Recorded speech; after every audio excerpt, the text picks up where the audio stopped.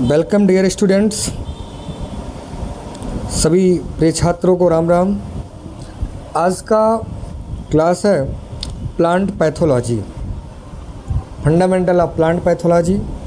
इसमें केवल हम फंडामेंटल टर्म्स क्लियर करेंगे। आज का आपका टॉपिक रहेगा फंडामेंटल ऑफ प्लांट पैथोलॉजी।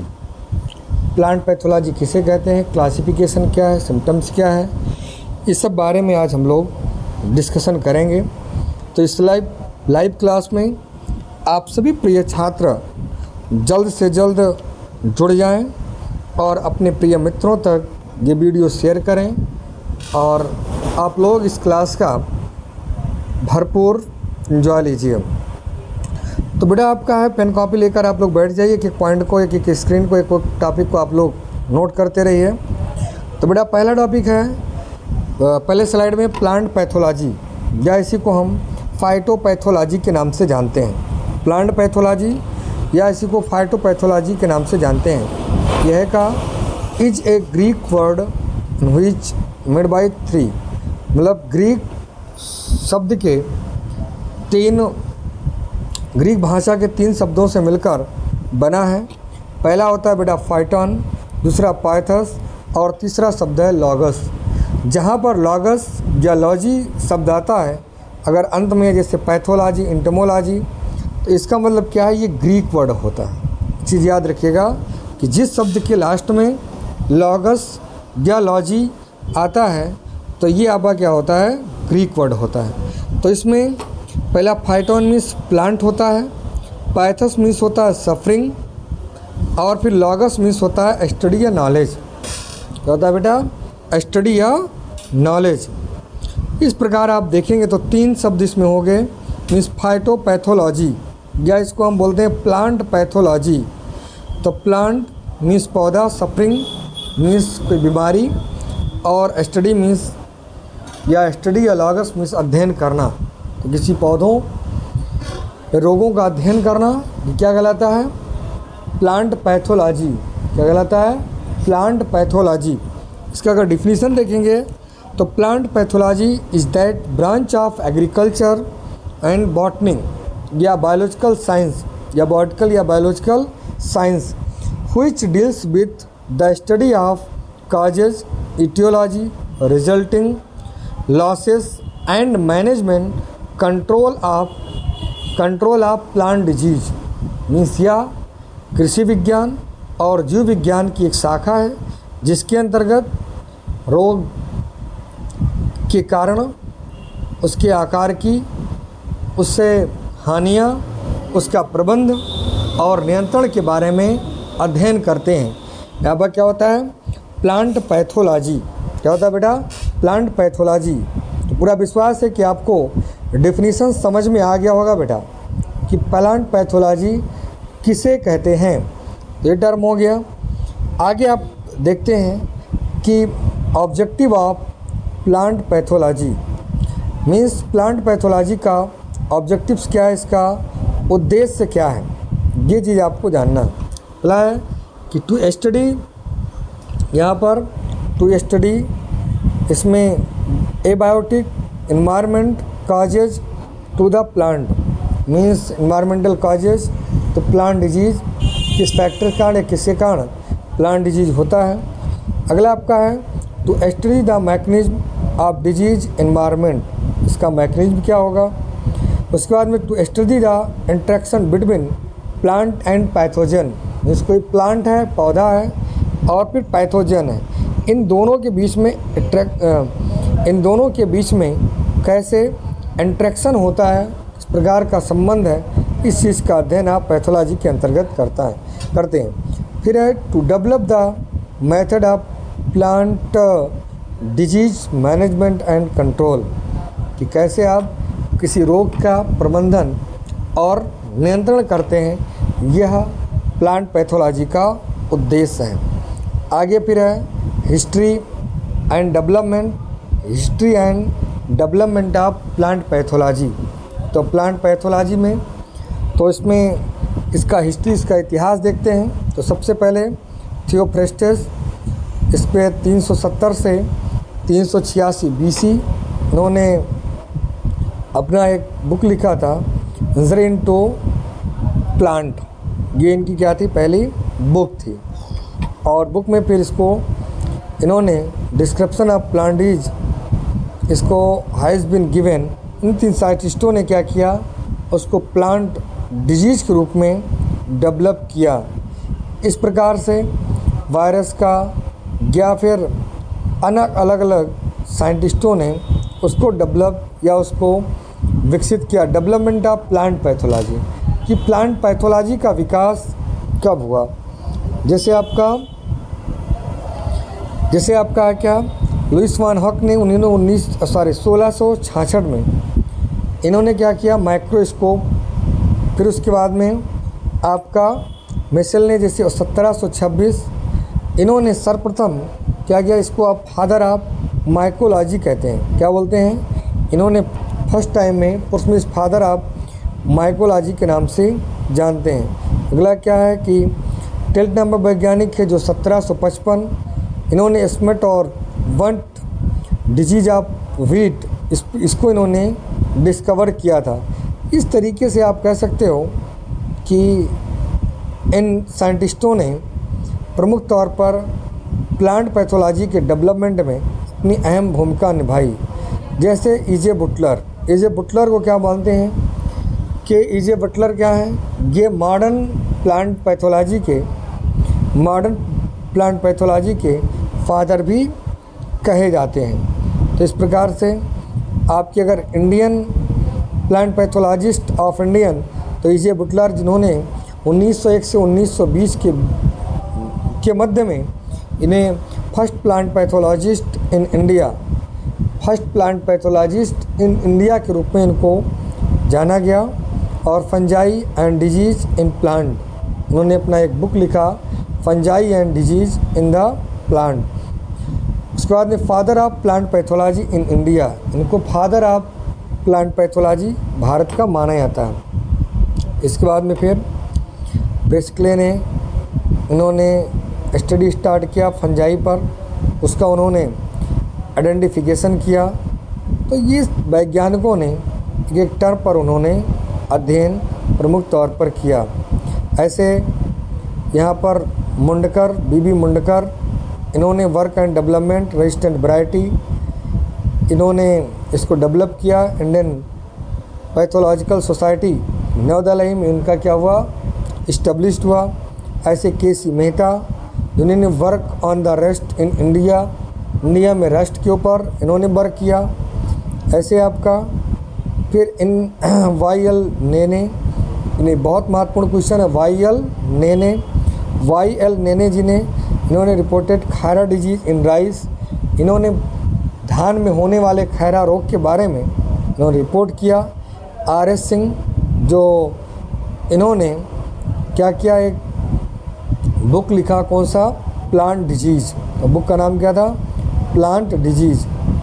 ऐसे अगला है कि important events in plant pathology, इसके लिए कौन कौन से इम्पॉर्टेंट इवेंट्स हैं। जैसे 1845 से 1846 के बीच में, 45-46 के बीच में लेट ब्लाइट ऑफ पोटैटो, 1867 में कॉफ़ी रेस्ट, उसके बाद में इन श्रीलंका, उसके बाद में 1869 में कॉफ़ी रेस्ट साउथर्न इंडिया, 1918-19 में brown leaf spot of rice, 1938 में 1938 में 39 में red rot of sugar cane, 1943 में brown leaf spot of rice. उसके बाद में 1956 और 57 में इसको इन्होंने रस्ट ऑफ बिहार इस नाम से जाना। फिर आगे देखते हैं कि इम्पॉर्टेंस ऑफ प्लांट डिजीज़ का इम्पॉर्टेंस क्या है। तो यहाँ पर losses caused by different paste of crop, means पौधों में पेस्ट की संख्या भी तो क्या होती है, घटती है। वीड लॉस होता है लगभग 33%, वीड वो डिजीज के कारण ही, caused by different pest in crop. उसके बाद में डिजीज 26%, मतलब किससे कितना, और कितना लॉस होता है, इंसेक्ट से 20%, स्टोरेज पेस्ट से लगभग 7%, उसके बाद में रोडेंट से लगभग 6%, अदर लगभग 8%। इस प्रकार से लॉस होता है। इस प्रकार अगर डिजीज से देखें तो लगभग 26% जो लॉस होता है वो किसके माध्यम से होता है, डिजीज के माध्यम से होता है।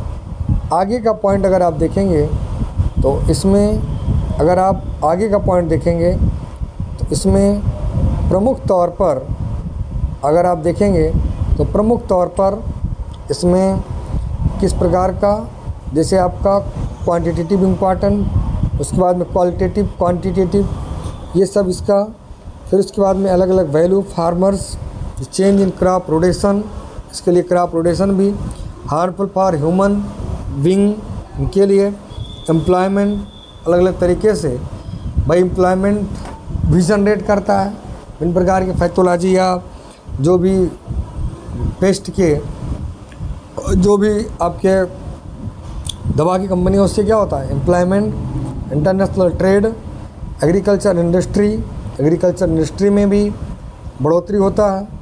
और उसके बाद में अदर्स में जैसे टोटल लॉस बाय डिजीज़ लगभग 10 to 12%। तो इस लॉस से भी इसमें प्रमुख तौर पर बचा जाता है। आगे महत्वपूर्ण चीज़ देखते हैं बेटा कि प्लांट डिजीज़ क्या है। क्या देखते हैं कि प्लांट डिजीज़ क्या है। तो according to American pathological society and इनके द्वारा अगर देखते हैं तो इसमें कि प्लांट डिजीज़ है क्या। पहली बात तो जान लीजिए बेटा एक लाइन में कि रोग क्या है। मतलब किसी भी पौधे में अगर सामान्य से हटकर अगर उसमें कोई जनरल करैक्टर काज होता है या जनरल करैक्टर उसमें अगर दिखाई देता है, अगर कोई लक्षण दिखाई देता है तो उसी को हम क्या बोलते हैं, डिजीज़ कहते हैं। कि कोई भी काज्ड बाय सम कंटिन्यूअस, चाहे वो irrigation in which result some suffering producing symptoms, किसी भी प्रकार से अगर पौधों में कोई अगर अवांछनीय लक्षण उसमें दिखता है तो उसी को आप डिजीज़ कहते हैं। फिर ये बात आता है कि काजेस ऑफ प्लांट डिजीज़, कि प्लांट डिजीज़ इसके लिए कैसे कौन कौन से काजेज है, कौन कौन से फैक्टर्स हैं, इन फैक्टर्स को भी हम लोग देखते हैं। तो फैक्टर्स के लिए सबसे पहला बेटा क्या होता है, पैथोजन जिसको हम हिंदी में कहते हैं पैथोजन, या उसको हम बोलते हैं फैक्टर या कारक। तो एनी, जैसे आपका any in which can inside the disease is known as pathogen. मतलब एक ऐसा कारक जिसके द्वारा कोई रोग काज्ड होता है, तो उसी को हम क्या बोलते हैं, पैथोजन बोलते हैं। वह कारक जिसके कारण से कोई रोग उत्पन्न होता है, तो उसी को हम क्या बोलते हैं, पैथोजन। जिसके कारण रोग उत्पन्न होता है, जो विशेष योगदान दे रहा है, वो क्या होता है, पैथोजन।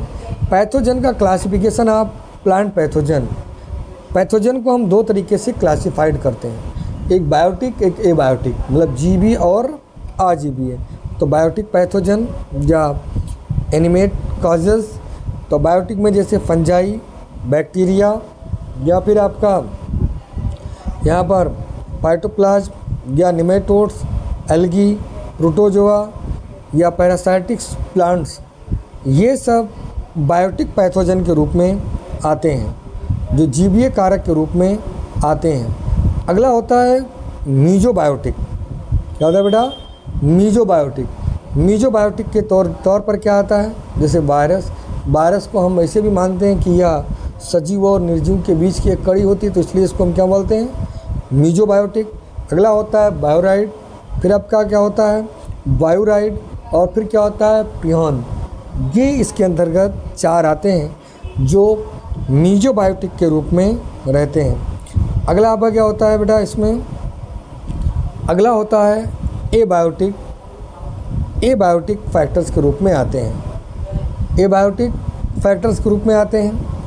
जैसे इसमें पहला आपका है एवरेज क्लाइमेटिक कंडीशंस। तो इसमें क्लाइमेटिक कंडीशन में जैसे लाइट के कारण कमी या फ्लक्चुएशन या कम ज़्यादा पड़ने से भी रोग उत्पन्न होते हैं। टेम्परेचर होता है, ह्यूमिडिटी होता है, रेन होता है, हिल होता है, फॉग्स होता है, स्टॉर्म और रिलेटिव ह्यूमिडिटी, ये सब इसके अंतर्गत आते हैं जो क्लाइमेटिक कंडीशंस होता है। अगला आपका एडवर्स सॉइल कंडीशंस। कई आपके क्या होते हैं, सॉइल कंडीशंस भी होते हैं, जैसे soil moisture, soil structure, soil nutrition, texture और फिर एरेशन के बाद सॉइल पीएच, ये सारे फैक्टर्स इसके अंतर्गत आते हैं। आगे बेटा आता है केमिकल इंजरी, जिसमें पॉल्यूशन होता है और पेस्टिसाइड्स होते हैं। इसके कारण भी, पॉल्यूशन और पेस्टिसाइड के कारण भी कई सारे रोग उत्पन्न होते हैं। फिर अगला होता है कल्चरल प्रैक्टिसेस, मतलब जो कृषिगत क्रियाएं होती हैं, कृषक क्रियाएं होती हैं, उनके द्वारा भी रोग उत्पन्न होते हैं। इसमें जैसे डेप्थ ऑफ सोइंग, बहुत गहराई पर कर देते हैं तब भी, और बहुत उथली पे कर देते हैं तब भी। उसके बाद में इम्प्रॉपर इरिगेशन, अगर आप सही तरीके से सिंचाई नहीं करते हैं तो उसका भी प्रभाव पड़ता है। प्रॉपर क्या होता है कि फर्टिलाइजेशन, अगर सही तरीके से आप फर्टिलाइजर्स का उपयोग नहीं करते हैं, प्रॉपर हार्वेस्टिंग का भी कारक इसमें प्रभावित करता है।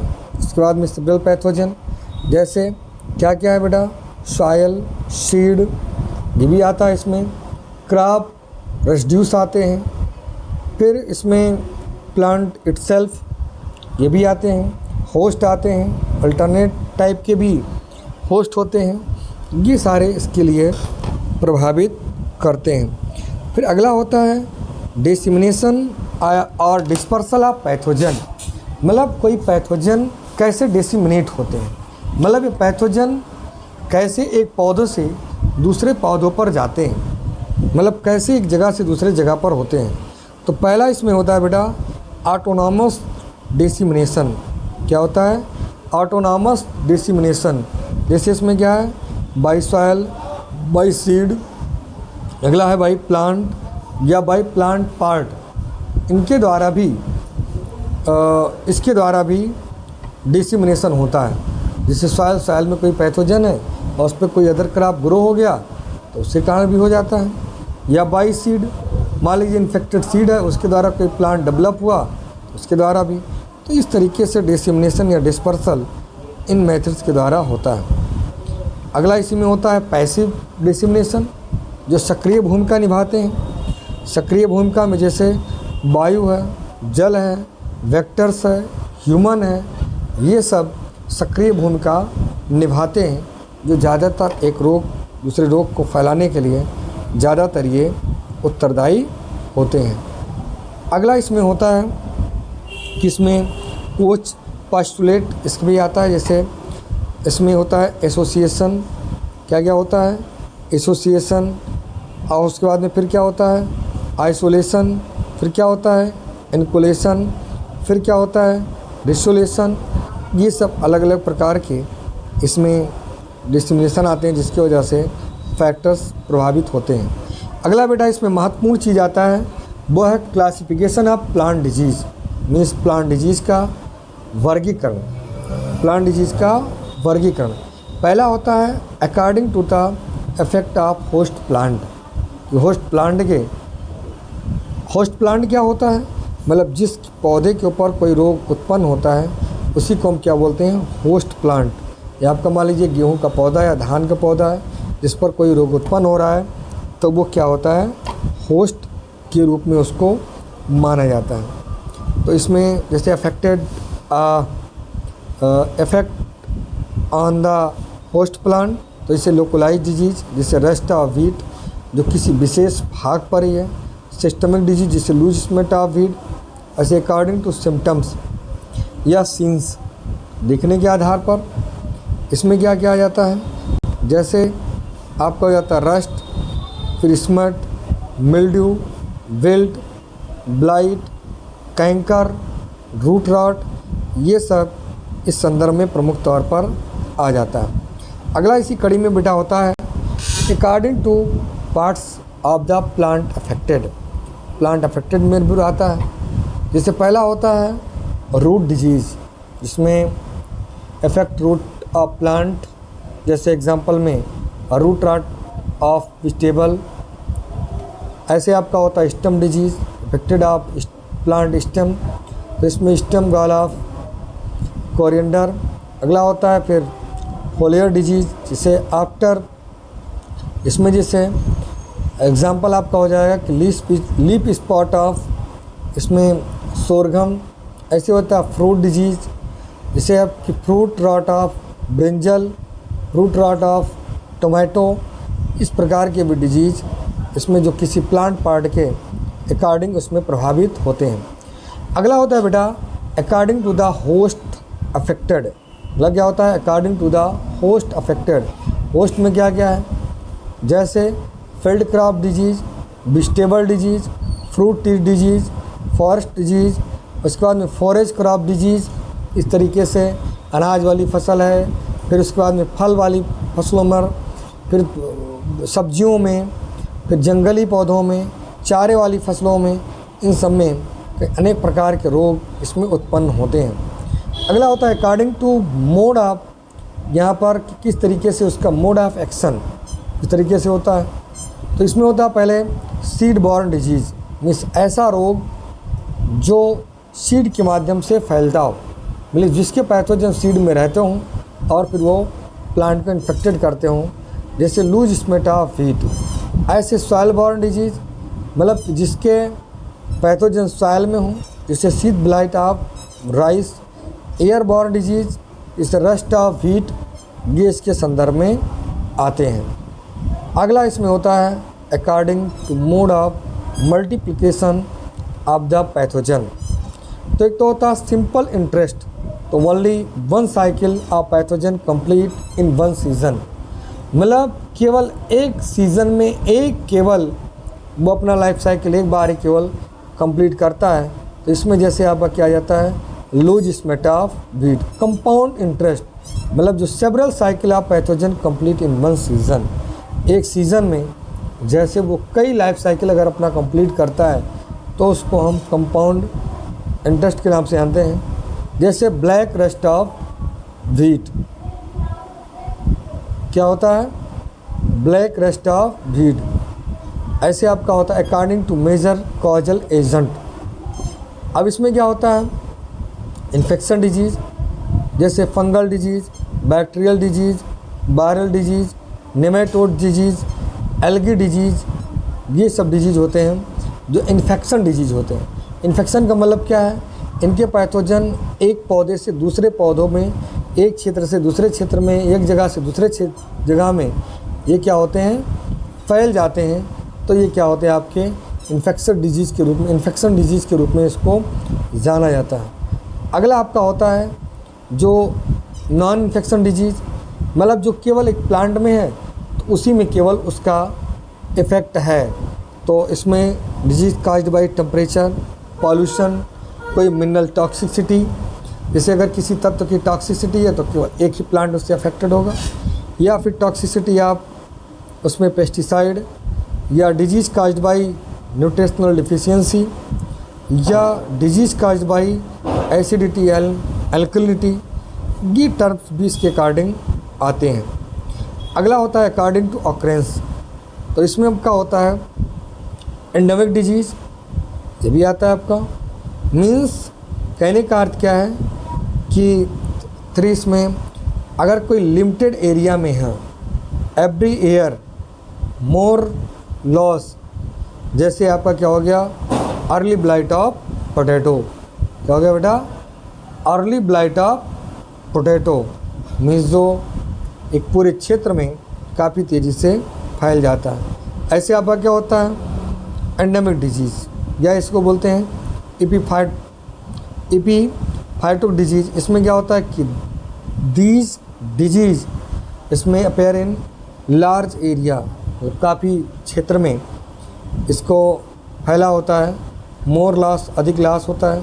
जैसे एग्जांपल आ जाता है इसमें लेट ब्लाइट ऑफ पोटैटो, क्या जाता है late blight of potato.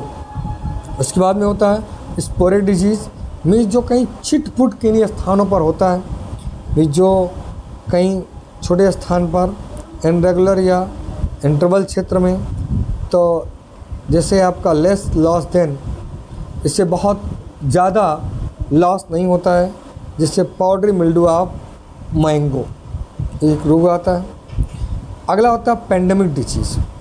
Pandemic मतलब कि जैसे कोरोना था, एक पेंडेमिक डिजीज़ था। कोरोना क्या था? एक पेंडेमिक डिजीज़। तो दीज डिजीज़ जिसमें पेयर इन होल वर्ल्ड या होल कंट्री में इसका प्रकोप होता है, तो मतलब जो काफ़ी बड़े क्षेत्रों में डिजीज़ फैलता है, इसके द्वारा हैवी लॉस होता है, जैसे लेड ब्लाइट ऑफ पोटैटो। क्या होता है बेटा? लेड ब्लाइट ऑफ पोटैटो इसके अंतर्गत आता है।